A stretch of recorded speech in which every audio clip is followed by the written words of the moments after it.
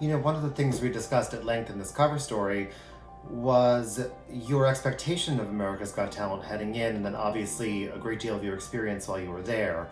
I'm sort of wondering, how do you feel now at the other side of it, now that you've come out of this experience and it's become what it has? The thing that people have asked me is, was it worth it? This morning, NBC addressing growing controversy following Gabrielle Union's departure from America's Got Talent. It's not lost on me that people are watching. I feel just as committed today as I was on day one, that there's another way of experiencing Hollywood. There's another way to handle challenges. There's another way to handle adversity.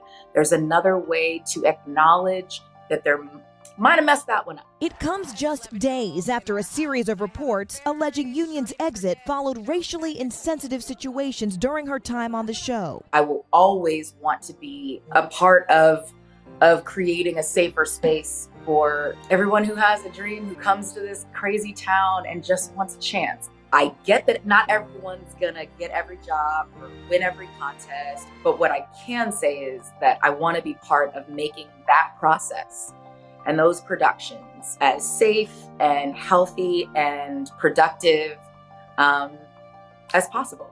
If you're in a position where you can make something safer, healthier, the wheels of change are incredibly slow to move. But what we should never be shocked with, and what I hope that people take away, is the more that we stand up and speak out for injustice anywhere and everywhere, we cover all of us. And when everyone says, I want a safer work environment, or I want us all to acknowledge that's not a joke. That is what we're seeing right now in this quarantine. Those kind of jokes lead to violence.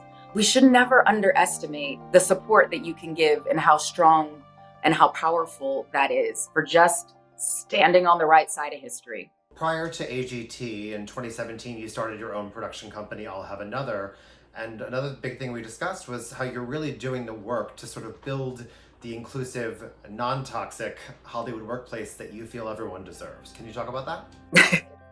No, I tried to create a production company that addressed 25 years worth of good experiences, hideous experiences, decent experiences, and tried to take something. I wanted to learn from everything. I tried to look to other production companies that I thought okay, they're really doing something special and different. How can we create something that's different, that centers marginalized voices and stories and narratives, and centers marginalized folks to be centered in their own stories, which sounds like that should be standard, but not standard. I look at my husband, someone who is so transparent about, I wasn't always educated about LGBTQ plus rights. I wasn't always as accepting. I wasn't always open to learning. I too, dealt with toxic masculinity, but I also recognize that we all have the capability of learning and evolving and wanting and doing different.